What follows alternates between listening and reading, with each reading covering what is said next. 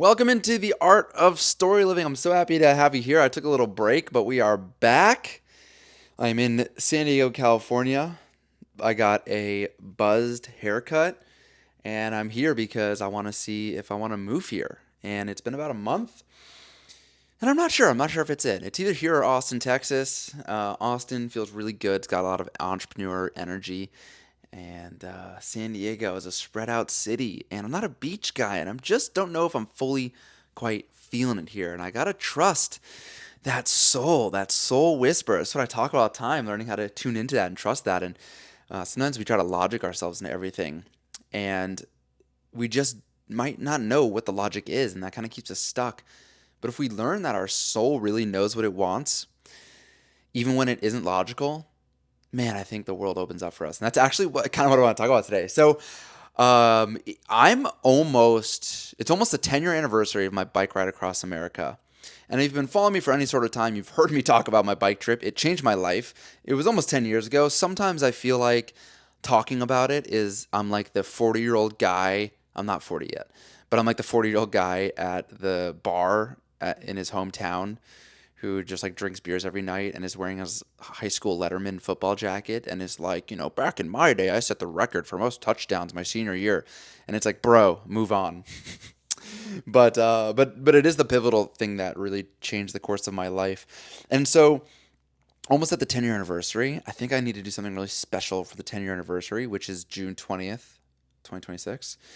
I have something in mind, so stay tuned for that. But I've been reading my blog. In 2015, I started a blog because I wanted to start a blog to just write about the trip.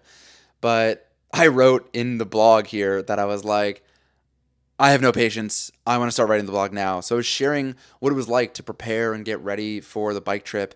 And some of it I'm like talking a lot of like bike speak as if my audience was like also learning how to like, ride their bike across the country and learn about bikes. And so I share it, but whatever. I was just sharing information. It's actually kind of cool to read because I wasn't worried about like my niche. I was just sharing the shit that I was learning, and I had just had a great time doing it. And I can clearly tell in this blog, I wasn't super concerned about like keeping up a cadence.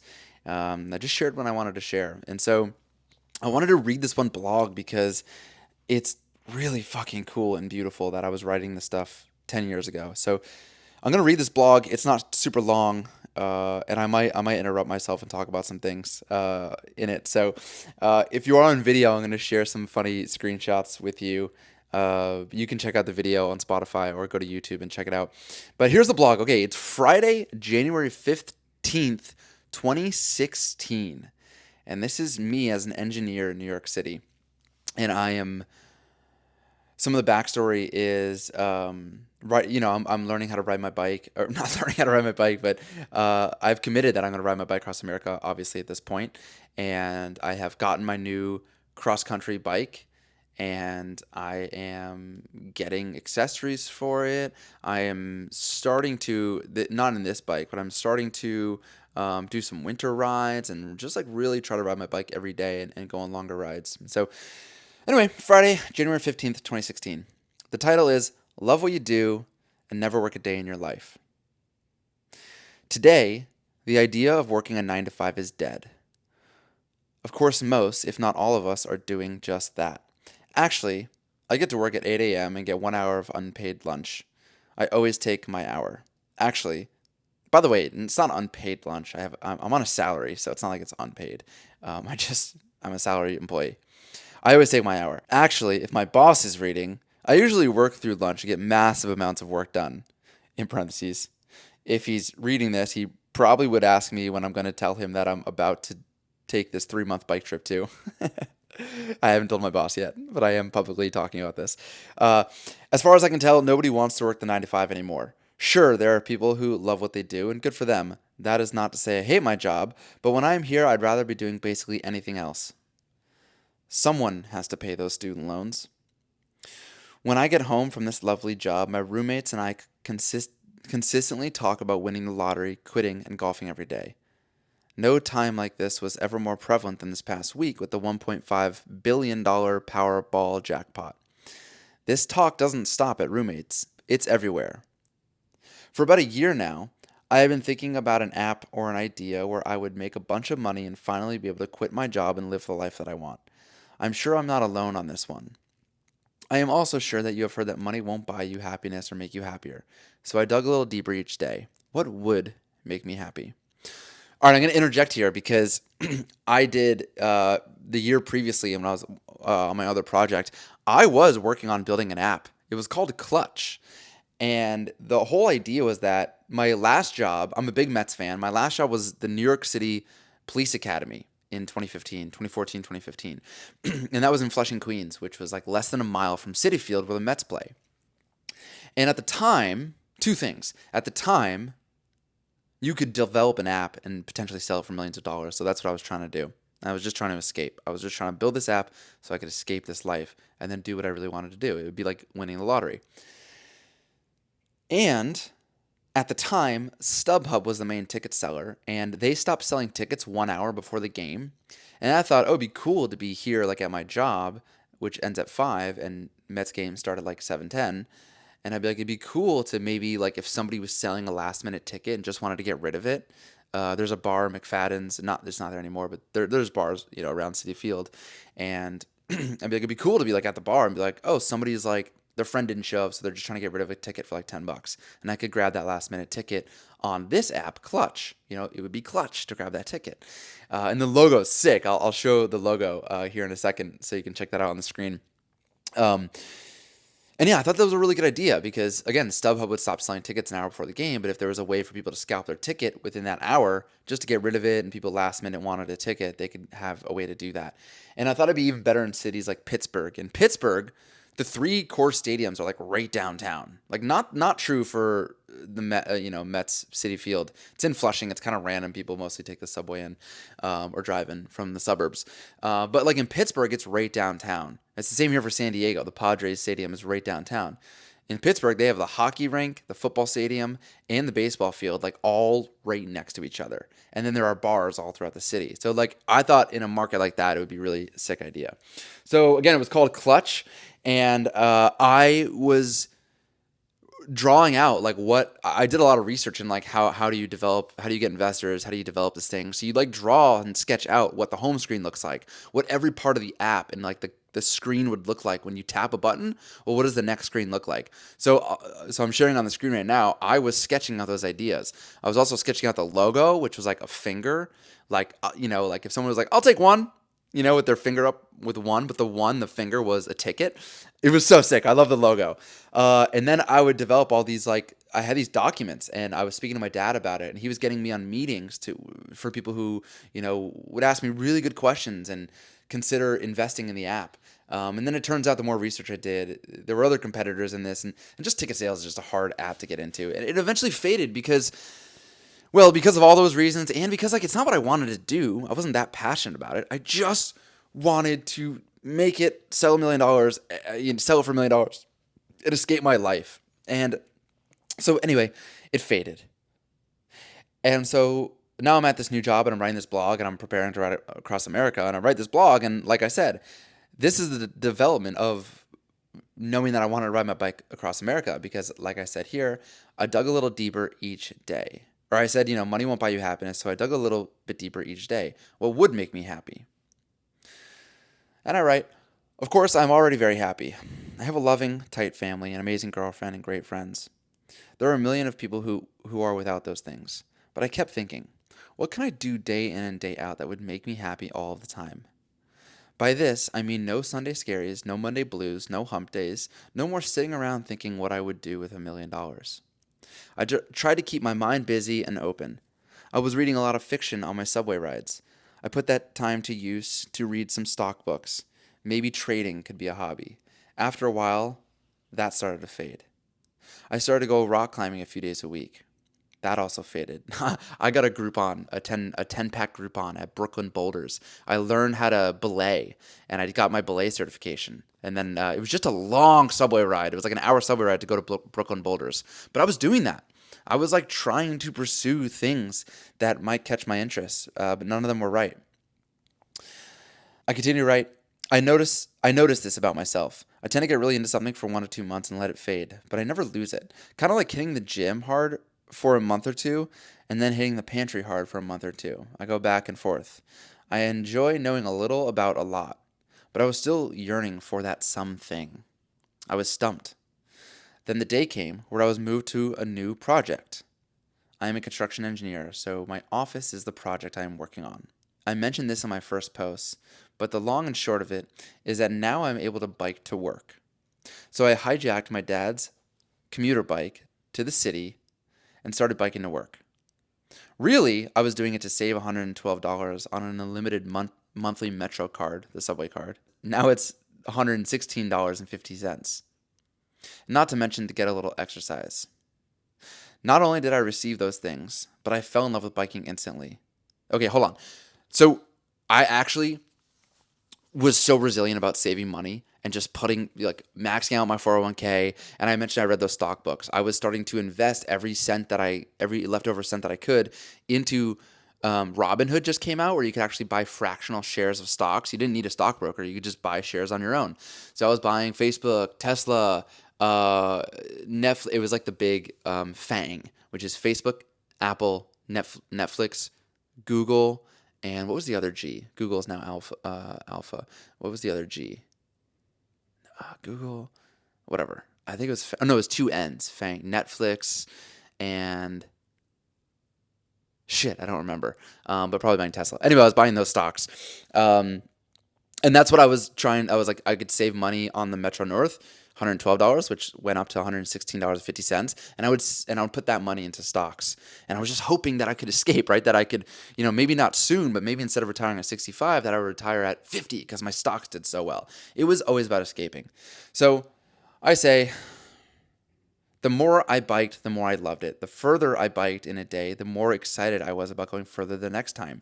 This is it. I had no idea cycling was going to become my love, and that is just my point. If you feel like I did, just try everything. And when I say if you feel like I did, meaning if you feel like you're just trying to escape, trying to save money, trying to win the Powerball, just thinking about escaping, stop doing that and just try things. Try new stuff, try old stuff. Because when I was a kid, I used to bike a lot, so try old stuff. But it is so important that you just try things. You may not know what this something is, but your subconscious knows, and when you find it, you will know it too. I started this blog saying the 9 to 5 is dead while I sit here on my lunch break typing this out. I believe the more I pursue this passion and feel it with more passion, that I will one day break that mold. For now, I can feel excited when I wake up for the workday knowing that I have my bike. These last two paragraphs are crazy. Like, this is the message I preach now. I believe everybody knows what they should be doing with their life, but we logic ourselves out of it, right? Like, how is this going to make me money? I wanted to develop an app because I could sell it for $1 million. I wanted to do stocks because I could invest that and retire before 60. It was always about making money. It was always about escaping. But then I started to do things like learn how to boulder and go to Brooklyn Boulders and learn how to rock climb. And that was producing a bit of excitement, but that wasn't really my thing. And then I got my dad's bike to save money, but I just fell in love with biking. And this is what you realize, that life really is about the journey. There is no arrival. You never get somewhere where you will be happy. There's no amount of money that will make you satisfied with life. Life is about the journey. Life is about doing things you love. And when we try to logic ourselves into it and we think that, oh, but how is this going to make me money? You're just continuing the same pattern that got you here in the first place. Instead, you just pursue what piques your curiosity. Like I said here, I had no idea cycling was going to become my new love, but that is just my point. Just try things. It's just important that you try things. You may not know what the thing is. You may not know what the logic is behind it. You may not realize that it will make you money, but your unconscious, or what I say now, is that your soul knows what to do, and your soul is guiding you along the path. And what I realized is that biking didn't become my thing. I thought it might be. I thought I could lead people across America and that I could turn that into a business. That wasn't really it. But what that bike trip did do was realize that I'm a creator. I'm a storyteller. I wrote this blog, and people would read it, and it would inspire them. When I rode my bike across America, I was on Snapchat every day just sharing my experience. And people, like, I had, no joke, so many friends be like, be like, I'll wait to the end of my day to watch your Instagram or your Snapchat stories as like a reality TV show. People would tell me like my wife and I are committed to like not watching your Snapchat until we get home at night and we curl up on the couch and we watch your Snapchat stories. And it makes us so happy and it inspires us. And that is what I realize my gift to the world is. I never would have found that if I didn't just pursue the bike trip. Like the bike trip is nonsense. It's a crazy fucking idea, but I fell in love with biking and that just had to be the thing that I did. And I didn't know the logic behind it. I wasn't like ever thinking I'm going to become the guy who rides his bike across America. I just wanted to do the thing that I fell in love with. And I just wanted to do that every single day as much as I possibly could. That's why I wanted to ride my bike. I wasn't trying to find myself at the end of the road. That was myself. That was finding myself. I knew the thing that I loved. And I think that's what's true for everybody. You know what your soul wants to do. It's been speaking to you for a long time, maybe years, maybe even a decade. And you need to give yourself space to just pursue that thing. It doesn't mean you have to quit your job. It doesn't even mean you have to take the summer off. That's not what I did. I just started with 3 miles of commuting to work. And then that got me excited. And then I turned that into writing 10 miles, 20 miles. I have a blog in here about writing 16 miles around, like, that's like, I don't forget what it is, 5 laps around Central Park or whatever, 4 laps around Central Park. I was just doing it little by little, and little became a lot. And little became this thing that I just had to do. And I saved up enough money where I could take the summer off and run my bike across America. And eventually, that led to pursuing more things that I loved and more things that I love. And I won't get into that. I've told that story previously. But we don't know what that soul spark, that soul whisper is guiding us to. And to me, what it really I see is guiding me to is that, like, man, I just have this natural gift to share my experience, to be vulnerable, to tell stories, to write, to create. Nobody told me to write a blog. I just wanted to write a blog. I wanted to share my experience with people. And then I got on Snapchat and I shared that experience with people. And even when I quit engineering to become a personal trainer, I just got on social media. I didn't like take a business course or a content creation course to tell me how to create content. I just did it. And your natural gift is your gift to the world. And by pursuing your soul's whisper, what your soul is asking you to do, you create a container in which you can find your natural gifts to the world. Like I said, biking across America wasn't my gift to the world, but it created the container for me to create, to write this blog, to be on Snapchat every day, which inspired other people to live happier lives. That ended up being my gift. My gift is to create, to share my experience, to be vulnerable. People ask me, what storytelling books have you read in your life? I haven't read any storytelling books. I have now, but at the time of writing and sharing stories, I hadn't read any. I just had a natural gift to share the specifics of my current situation and to be vulnerable. And that's what this blog was. That's a vulnerable share. It's bold to say the 9 to 5 is dead, especially in 2015 when I'm in the middle of it, especially when all my friends and family are in a 9 to 5. But this was my truth. And that was always been my gift, is to speak my truth. And so that gets to be my gift to the world. What makes me courageous enough to speak my truth, to be vulnerable? How do I tell good stories? I get to spend my lifetime uncovering what it takes to be that person. And then I get to offer that to you all. Because your desire is to share with the world. And you know that storytelling and creating content, creating work, that's how you change the world. You do what you want to do, it's on your soul, and then you turn that into your body of work. That's what this is all about. That's what the art of story living is about. Whenever you're listening to this, if you want to join the 8-week program, it's a group program. There's only 10 spots available. I think we have 7 left right now. Join the art of story living. I will help you be on your soul's path, and I'll teach you how to turn that into your best work, into content that changes the world. That's what I love doing. That's been my gift, and that's what I've spent the last 6 to 8 years learning how to do, is to help other people do the same, to do it effectively, to be vulnerable, to share, to create good stories that resonate with their audience. That's what it's all about. That's what I want for you. If you're listening to this before Monday, May 18th, 2026, you can still join us as long as the 10 spots aren't taken up. It's only 10 spots, by the way, because I give really deep feedback. I give video feedback. I make sure everybody knows how to tell their life story. I make sure everybody knows what their mission is. So really, it's really in-depth support. So that's why it's only 10 people. I would love to see you in there if this resonates with you. If you're listening to this after that date, get on the wait list for the next one because I'm probably always going to keep these groups small for at least a little while so that I can get really good at giving this small group enough support. And once I get really fucking good at this and I really develop mastery in this process, I'll probably open it up to more than 10 people. But until now, just get on the wait list so you're the first to know about it. And yeah, this is my life's work. This is what I've been working on, I think, for really since that bike trip, since this blog, honestly. I mean, really, I can go back and think about how I've been a storyteller my whole life, but consciously, it's probably been since 2018 when I became an entrepreneur. No, let's call it 2020, really, when I made a decision that I was going to help people pursue their soul's path and learn how to be great creators.